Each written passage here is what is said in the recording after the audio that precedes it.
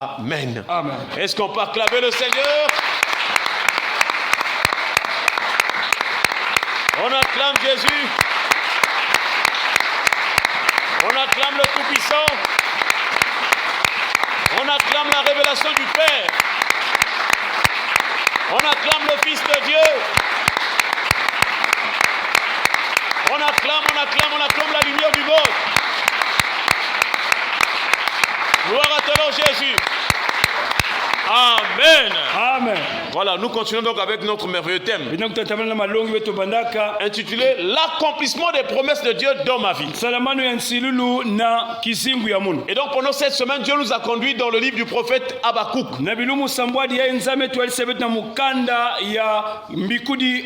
Et nous sommes en train de voir les attitudes d'Habakkuk, parce qu'il était en attente. Il attendait l'accomplissement de la prophétie. Et il a dit dans Habakkuk chapitre 2 verset 1 à 4,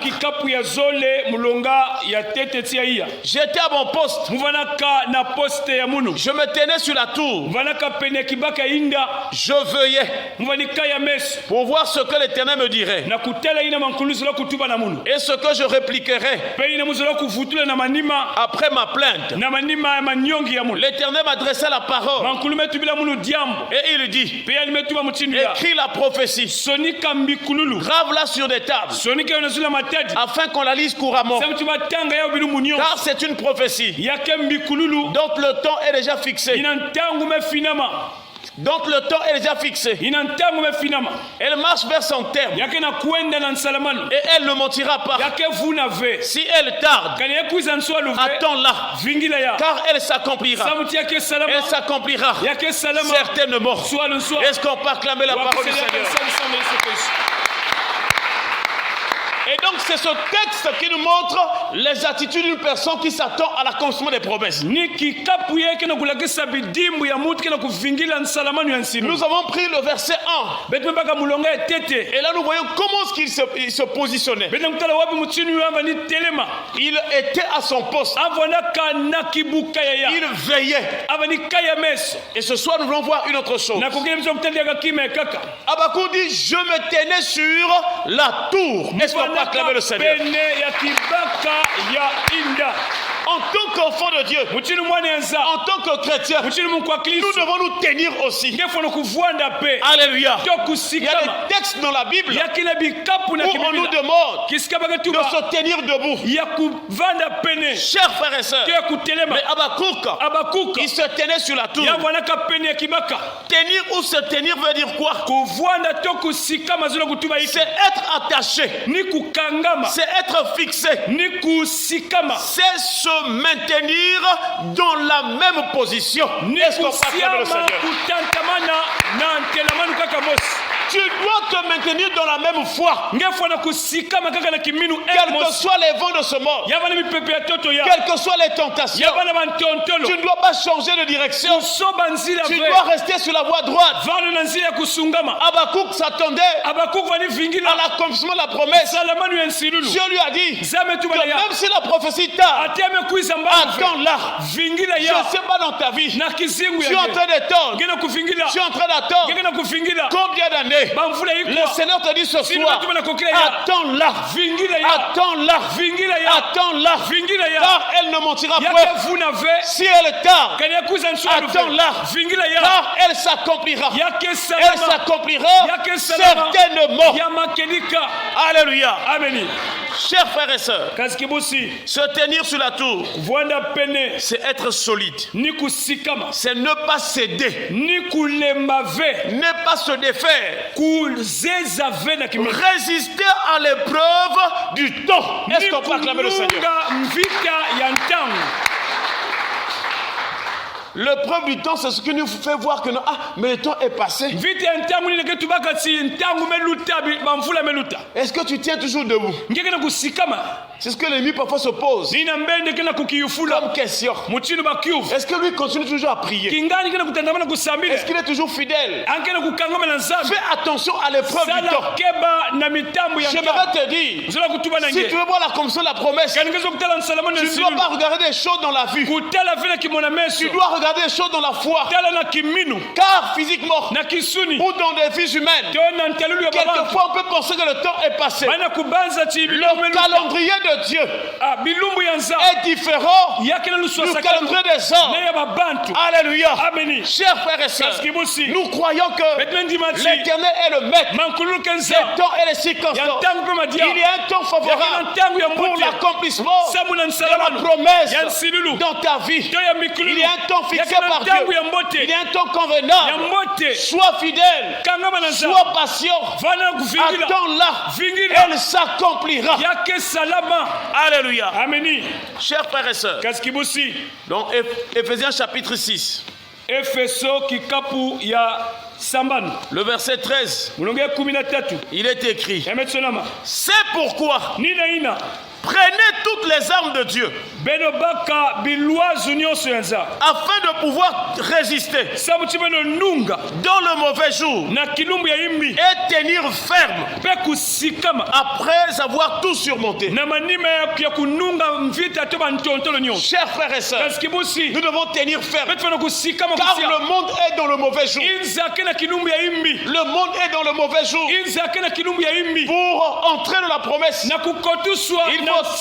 il faut tenir ferme. Il faut avoir tout surmonté. Quelles que soient les difficultés, quelles que soient les épreuves, le Seigneur nous donnera la victoire. L'apôtre Paul a dit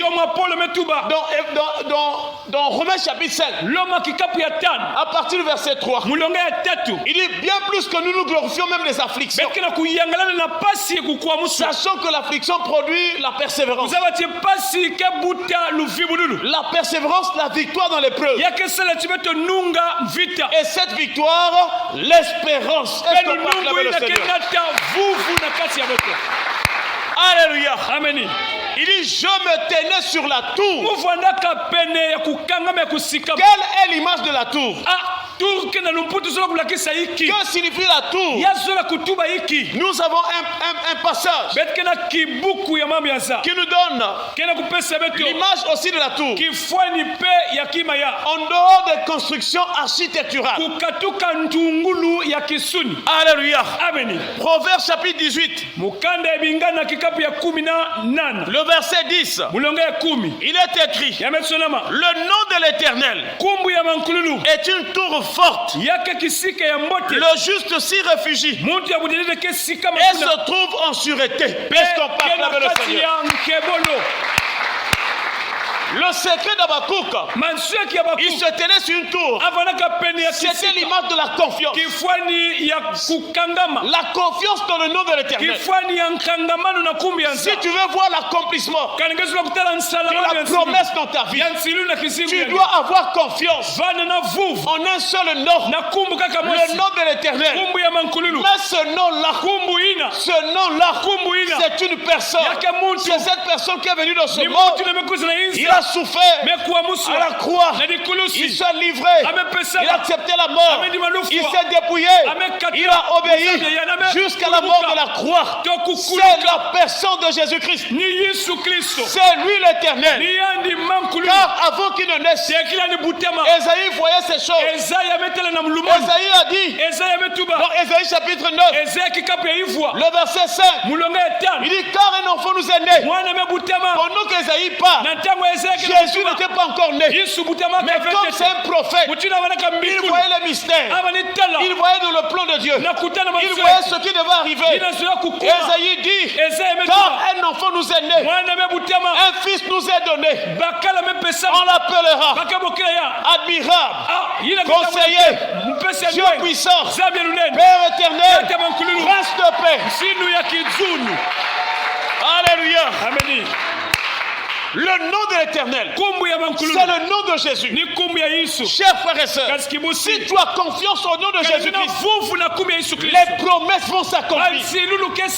Chers frères et sœurs, Habakkuk s'était né sur la tour.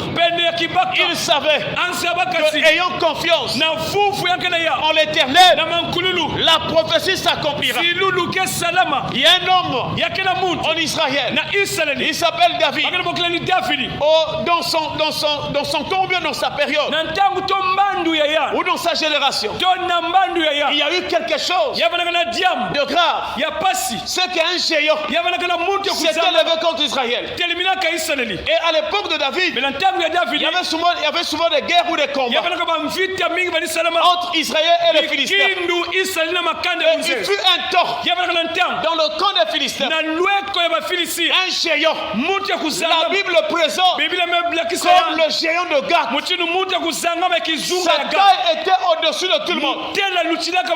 Il était un gaillard. Il était un colosse qui pouvait se mesurer, qui pouvait combattre.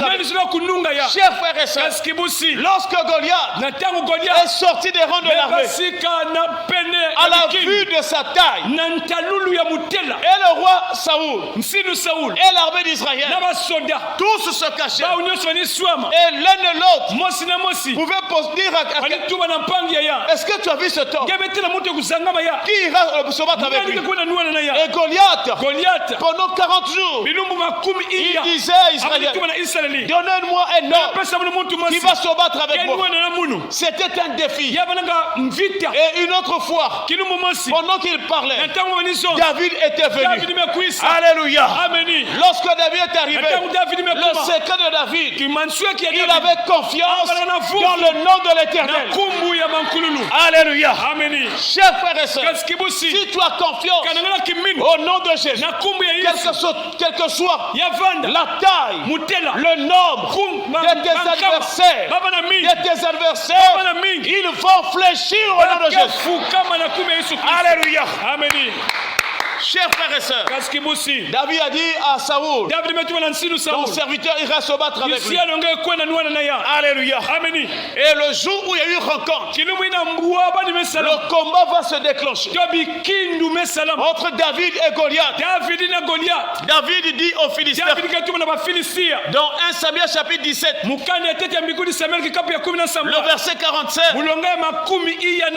David lui dit, tu marches contre moi avec l'épée, la lance et le javelot, et moi je marche contre toi au nom de l'Éternel, au nom de l'Éternel, au nom de l'Éternel, au nom de l'Éternel des armées. Chers frères et sœurs, ce jour-là, David étant rempli d'assurance, il s'est avancé. Goliath s'est approché avec son armure, et Dieu a inspiré David de prendre, quand il s'agit baissière, une pierre. Répète après moi, une pierre. Une pierre. Une pierre. Le secret de la victoire de David, c'était dans la pierre. Alléluia. Quand il a pris cette pierre, il a lancé. La pierre a écroulé, a neutralisé, a paralysé le géant Goliath. Chers frères et sœurs, dans notre époque, dans notre sacerdoce royal, ce n'est plus la pierre physique comme du temps de David, mais nous avons une pierre qui est une personne. C'est lui la pierre angulaire, c'est lui la pierre principale, la personne de Jésus. Quand il apparaît, il neutralise, il écrase tout type d'ennemi. Chers frères et sœurs, que la pierre angulaire, la pierre principale, Jésus de Nazareth, écrase tous les Goliaths qui étaient sous ta vie au nom de Jésus. Est-ce qu'on peut acclamer le Seigneur? Pour terminer ce message, une autre chose dans la vie du prophète Habakkuk, c'était le dernier, ou la dernière attitude. Habakkuk chapitre verset 4. Il dit, voici mon âme s'est enflée. Ça dit l'orgueil. Elle n'est pas droite en lui. Et ensuite, Habakkuk dit, mais le juste vivra par la foi. Alléluia. Amen. Si tu veux voir l'accomplissement des promesses de Dieu dans ta vie, tu dois vivre par la foi. La foi, c'est un mystère. La foi ne voit pas des choses physiques. La foi, c'est comme une grossesse. Quand la maman est enceinte, l'enfant n'est pas encore né, mais elle sait que l'enfant est là. L'enfant bouge dans son sein. C'est comme ça la foi. Les gens ne t'ont pas vu encore. Quand ils te voient, tu n'as rien. Mais dans la grossesse de la foi, tu as de riches bénédictions. Tu es béni. Tu as ton mariage. Tu as ton travail. Tu as tes enfants. Tu as la prospérité. Tu as le succès. Tu as la réussite. Tu as l'élévation. Tu as la guérison. Tu as tout par la foi. Est-ce qu'on peut acclamer le Seigneur? Le juste vivra par la foi. Voilà pourquoi dans toute la Bible, tous ceux qui ont exercé la foi, quelles que soient les conditions dans lesquelles ils se trouvaient, le miracle s'est accompli. Une personne qui a la foi ne serait plus dans les pleurs, en train de se plaindre, en train de pleurer. Non, la foi est une ferme assurance des choses qu'on espère, une démonstration de celles qu'on ne voit pas. Tu n'as pas encore vu, mais tu dis que j'ai déjà reçu. Alléluia. Chers frères et sœurs, si nous vivons par la foi, chers frères et sœurs, nous allons voir l'accomplissement des promesses de l'Éternel. Et c'est pourquoi l'apôtre Paul, il rappelle cela aux chrétiens de Galate. Il dit, je crois dans Galates chapitre 2, si j'ai bonne mémoire, l'apôtre Paul exhorte les chrétiens de Galate. Donc Galates chapitre 2, il dit, bon, il y a un problème de vue ici, hein? Verset 20. J'ai été crucifié avec Christ. Voilà, j'ai été crucifié avec Christ. Et si je vis, ce n'est plus moi qui vis, c'est Christ qui vit en moi. Si je vis dans la chair, je vis dans la foi au Fils de Dieu. Est-ce qu'on peut acclamer le Seigneur? C'est-à-dire vivre dans la foi, c'est vivre en Christ. Ta vie maintenant est en Christ. Comme Jésus n'échoue jamais dans son ministère terrestre, dans toutes les circonstances, dans toutes les conditions, Jésus avait opéré des miracles. Quand quelque chose manquait, il opérait des miracles.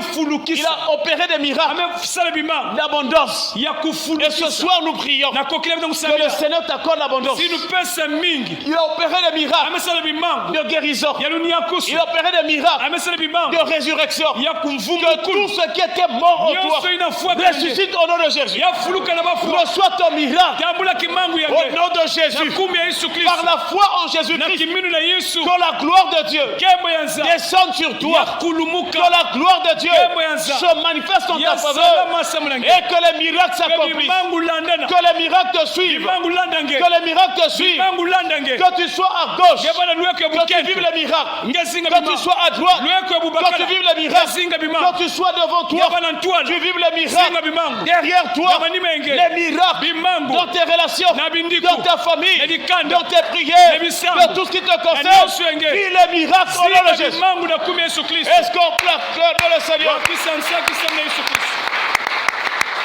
Tu es le Dieu des miracles. Tu es le Dieu des miracles. Tu es le Dieu des miracles.